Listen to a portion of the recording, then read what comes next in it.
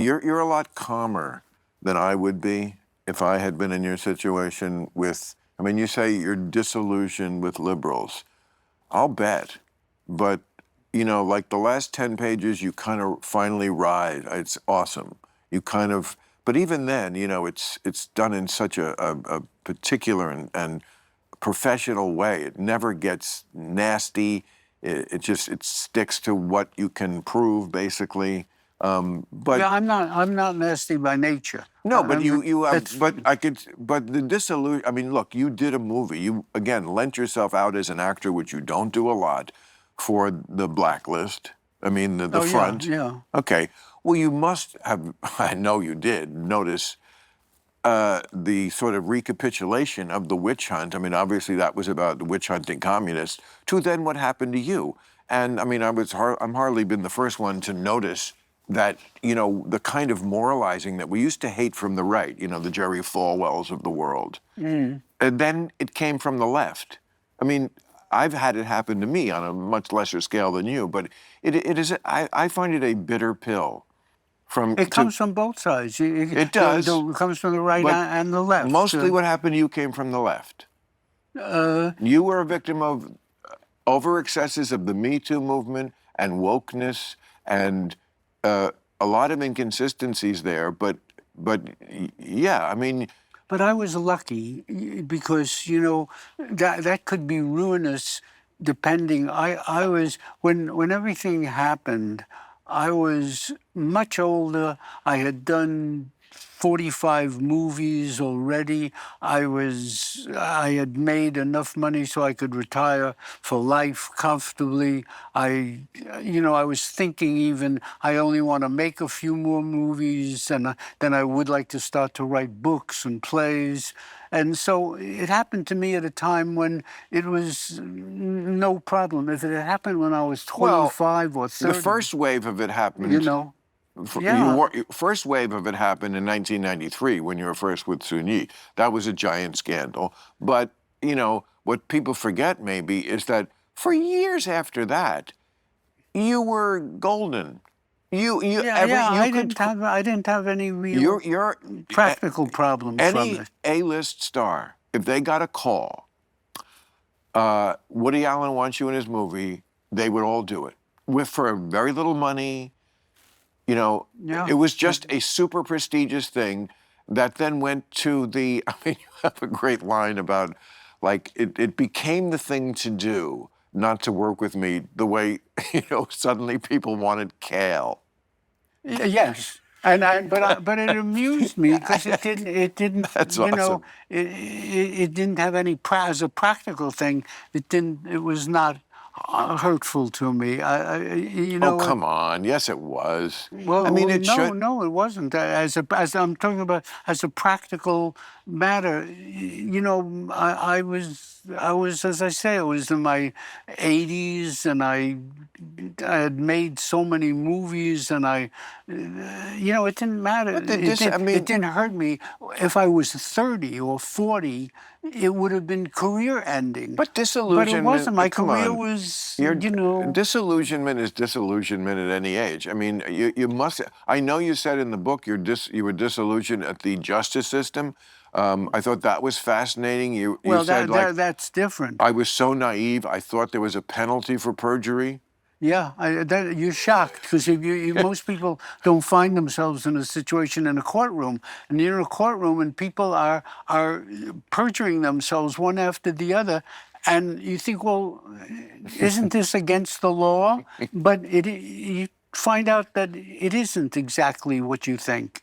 Yes, it's against the law technically, but nobody does anything about it.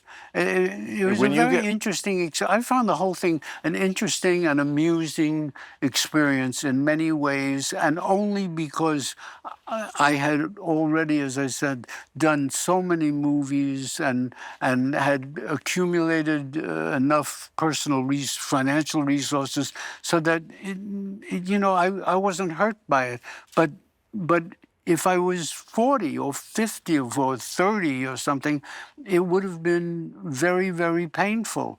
But at the point that it happened, But you're still. It just wasn't. You're and, still and getting. I'm not nasty. I mean, I remember once I got a DUI, which is not nearly what you went through, but you know, they make it go through a 14-week program and go to AA meetings, and like you are entrapped into the criminal justice system again at a very low level.